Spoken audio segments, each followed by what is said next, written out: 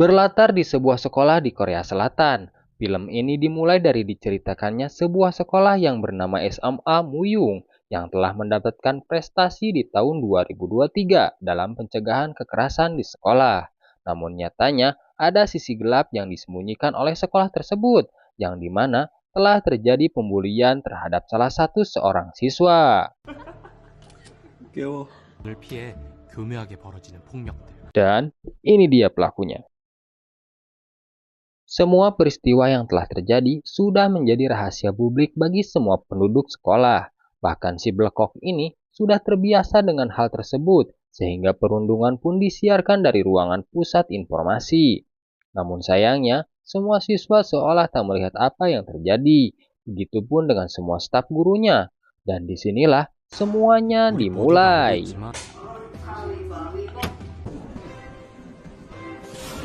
Saat ini, sekolah tersebut menerima seorang guru baru yang bernama So Simin.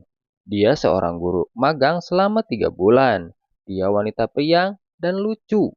Semua itu dilakukannya agar dia mendapat simpati dari rekan guru yang lain. Namun tiba-tiba, si kepala botak lewat begitu saja dengan memasang wajah mesumnya.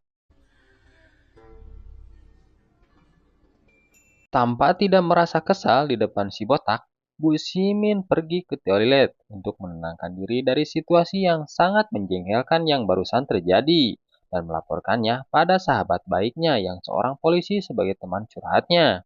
Namun tiba-tiba ada guru senior Bu Simin yang masuk ke toilet. Kedua guru tersebut menanyakan perihal tentang kebenaran meja yang ditempati Bu Simin. Namun salah satu guru itu menjawab bahwa jika semua kebenaran disampaikannya, ditakutan Bu Simin tidak sadarkan diri.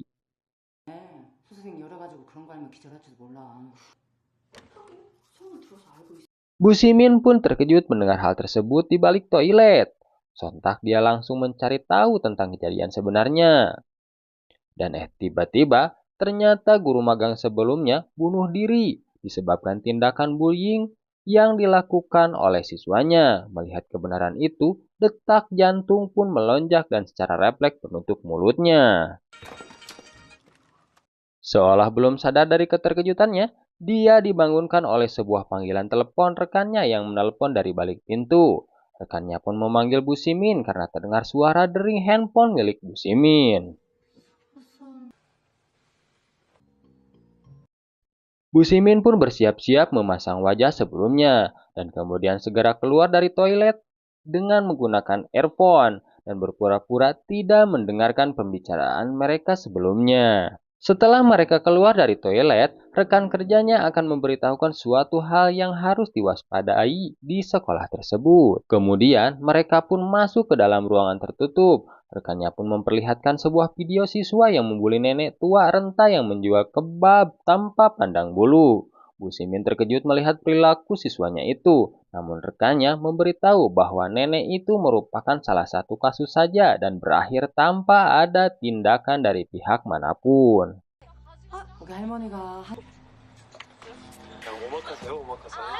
Bu Simin pun mempertanyakan bahwa apakah si Blekok itu juga menindas guru. Lalu rekannya pun menceritakan bahwa sebelumnya mendapat perlakuan bullying, namun rekannya tidak meneruskan cerita itu. Namun rekannya itu memperingatkan jika ada konflik antar siswa jangan langsung ikut campur, biarkan mereka sendiri yang menyelesaikan masalah tersebut. Dan lebih baik pura-pura tidak tahu dan jangan lakukan apapun, terutama pada si Blekok Han Sugang. Dan setelah pulang dari pekerjaannya, Bu Simin mampir terlebih dahulu di area pelatihan tinju untuk melampiaskan kepenatan yang terjadi di sekolah hari itu. Kemudian Bu Simin melakukan meditasi terlebih dahulu. Itu dilakukan sambil menunggu rekannya yang seorang polisi. Setelah rekannya tiba di tempat latihan tersebut, menyuruh sahabatnya untuk membuka pakaian. Kemudian sahabatnya pun menyetujui permintaan Bu Simin untuk melakukan duel 1 lawan 1 di atas ring. Dan ternyata di sini terkuak bahwa Bu Simin adalah mantan juara petinju profesional. Dia mendapatkan piala-piala juara bergengsi, namun sangat disayangkan dia harus berhenti menjadi pemain tinju demi melindungi keluarganya. 태권도 3단, 깍지도 3단, 합의 6단. Kemudian setelah selesai, Bu Simin pun keluar dari area sekolah tinju. Kemudian dia melihat beberapa topeng yang berjajar dan matanya tertuju pada topeng kucing. Kemudian dia memakainya. Lalu sahabatnya memberi saran bahwa lebih baik dia memakai topeng saja. 헐났다. 계속 쓰고 살아. 어때? 나 잘 어울리지 않아? Kemudian di dalam perjalanan pulang, Bu Simin berhenti sejenak kemudian matanya tertuju pada seorang nenek penjual kimbab yang diusir dari tempatnya berjualan. Dan ternyata pemilik tokonya juga berjualan barang yang sama sehingga pemilik toko takut dagangannya tidak laku. Dengan perasaan lelah, nenek tua itu pergi dari tempatnya. Kemudian Bu Simin pun menghampiri nenek tua itu untuk membeli semua kimbabnya. Kemudian nenek itu merasa senang karena kimbabnya yang belum laku dibeli semua oleh Bu Simin. Kemudian dari kejauhan, Go Jin Hyung merasa lega karena dagangan neneknya terjual habis.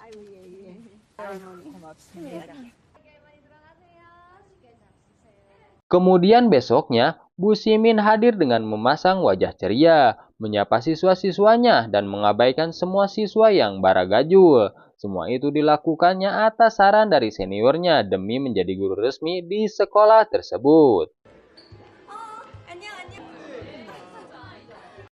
Namun tiba-tiba Bu Simin melihat Jin Hyung yang sedang terintimidasi oleh si Blekok. Kemudian ditakutkan situasi berbahaya, Bu Simin mengamati dari kejauhan.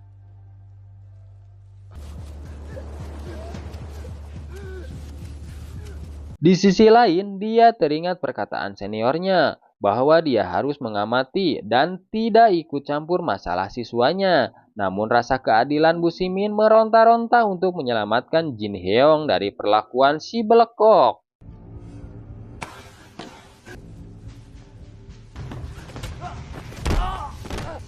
Namun pada saat ingin menyelamatkan Jin Hyung, Bu Simin dikejutkan oleh salah satu siswa yang bersembunyi. Dia sejak awal melihat intimidasi yang dilakukan si Blekok. Siswa itu melarang dia ikut campur karena situasinya akan lebih berbahaya bagi Bu Guru. Karena keluarga dari si Blekok ini punya kekuatan besar di belakang yang dapat menghambat sekolah tersebut beroperasi. 만약 피하면 선생님, 진짜 조심하셔야 돼요. 오늘 네 할매 제삿날이다. Sekian lama Bu Simin bergejolak dengan aturannya dan rasa keadilannya. Akhirnya Bu Simin keluar dari balik pintu dan berpura-pura lewat dari lorong kelas. Dan pada saat si Blekok melakukan tindakan menelapungnya, Bu Simin mengarahkan siku dengan keras ke arah paha si Blekok. Untuk menghindari itu disengaja, Bu Simin pun terjatuh sambil tertawa puas mengerjai siswa iblis itu. Tidak berhenti di situ, Bu Simin membubarkan perundungan itu dan berpura-pura tidak tahu apa yang terjadi pada siswanya.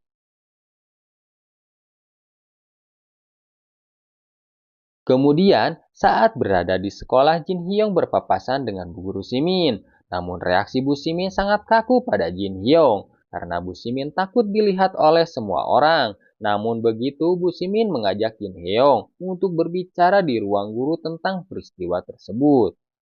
Dengan keadaan lemah, letih, lesu, lunglai, dan dalam keadaan sangat tertekan oleh keadaan, Jin Hyung pun memberanikan diri untuk meminta bantuan pada Bu Simin untuk memberi pelajaran pada si Blekok Samidin itu. 뭘 하셔? 폭력에 동참하는 공범이에요. Namun, Bu Guru Simin masih ragu dan menyarankan agar Jin Hyung pindah sekolah saja, karena jika Bu Simin membantu Jin Hyung, pekerjaan yang diimpikannya akan dipertaruhkan. Namun saran tersebut bukan dari Bu Guru Simin saja, tapi semua guru di sekolah tersebut menyarankan hal yang sama. Akan tetapi, Jin Hyung keras kepala dia tidak ingin berhenti dari sekolah itu dan menuntut keadilan untuk dirinya. Namun tak diduga, pembicaraan mereka berdua dilihat oleh antek-antek si Blekok dan akan melaporkannya. Namun pada saat pulang dari pekerjaannya, Bu Simin dibingungkan oleh dua pilihan antara keadilan dan pekerjaannya. Kemudian Bu Simin teringat pada saat dirinya telah kalah di akhir pertandingannya. Ayah yang selalu ada di sisinya bukan mensupport dirinya, malah mengatakan hal yang sangat menyakitkan yang membuat dirinya bermusuhan dan membenci ayahnya sampai saat ini. 네가 뭐가 아쉬워서 어린 나이에 타협을 해. 내 딸은 좀 전에 링에서 죽었어. Pada keesokan harinya, Bu Simin mencoba menemui geng Blekok di atas gedung dengan tujuan untuk bicara dari hati ke hati. Namun tingkah laku yang sudah mendarah daging dan sulit dirubah pola pikirnya, si Blekok ini malah melecehkan dan mencoba mengintimidasi guru dengan tindakan yang kasar. Akan tetapi, untungnya jiwa dan mental Bu Simin telah berlatih sejak kecil sehingga intimidasi yang dilakukan siswanya tidak berpengaruh padanya. Dirasa demikian, si Blekok pun mengusir gurunya itu.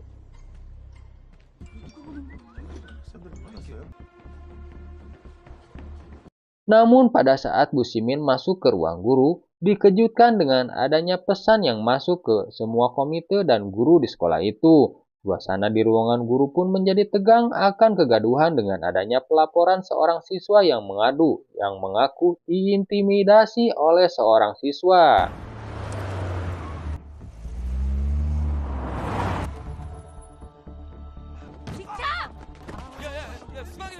Pada akhirnya, pesan tersebut sampai ke orang tuanya si Blekok. Sampai-sampai langsung mendatangi sekolah itu sambil membawa pengacara dan membuat penuntutan pasal 301 KUHP tentang pencemaran nama baik dan perbuatan tidak menyenangkan. Namun tuntutan itu dipatahkan dengan pasal berlapis dengan pasal 310 dan 312. Terbantahkan karena tidak dilengkapi bukti yang jelas. Mendengar hal tersebut, ibunya Sogang pun marah pada pengacara karena tidak bisa bekerja dengan baik dan sekaligus memenyatnya di tempat. 그럼 당장 범인 찾아내. 아닙니다. 합니다. 무조건 해야지. 누굽니까?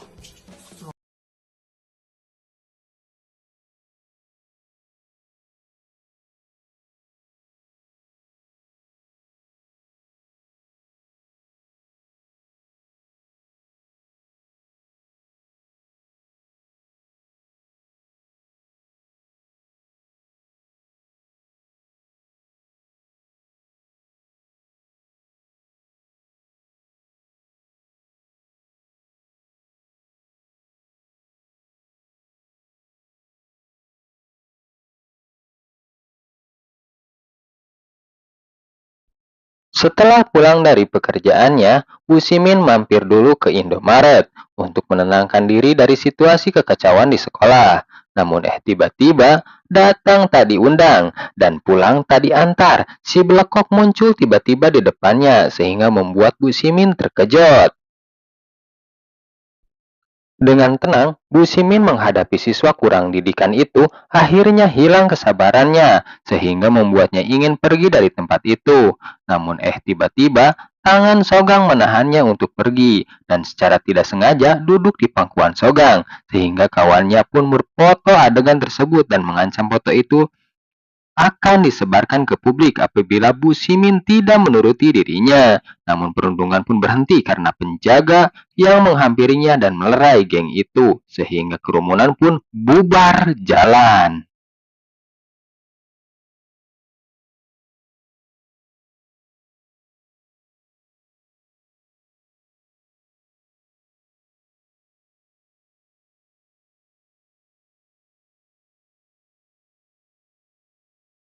Beberapa hari pun berlalu.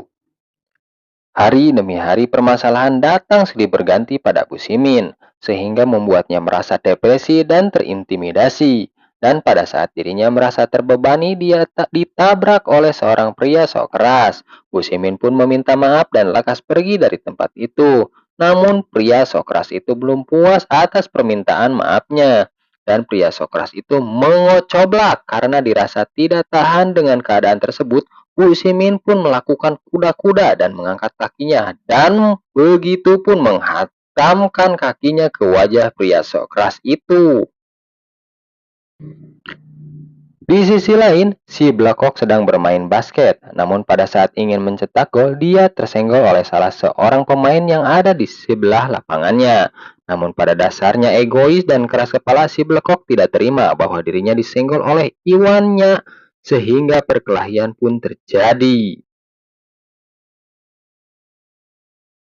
Namun, dari kejauhan, Bu Simin memperhatikan baku hantam. Dia memanfaatkan situasi dan segera memakai topeng kucingnya untuk menyembunyikan identitasnya. Dengan segera, dia menghampiri dan melompat dan menendang dada si Blekok dengan sengaja. Duel satu lawan satu pun tidak terelakkan. Sambil bertanya-tanya, si Blekok ini pun baku hantam di tengah lapang. Beberapa kali perlawanan yang mendominasi hanyalah Bu Simin yang bertopeng saja. Pada saat ingin melanjutkan baku hantam, polisi sahabat Bu Simin pun datang untuk melerai perkelahian. Sontak semua orang yang ada di lapangan pun lari terbirit-birit. Tidak terkecuali Bu Simin, namun sahabatnya pun menaruh curiga pada seseorang yang lari memakai topeng dan seolah dirinya mengenalinya. Dirasa cukup aman, Bu Simin pun membuka topengnya sambil tertawa lepas seolah dia telah puas dengan apa yang dilakukannya tadi. Namun Bu Simin tidak tahu apa yang dilakukannya itu diketahui oleh penjual ayam goreng yang sengaja mengikutinya.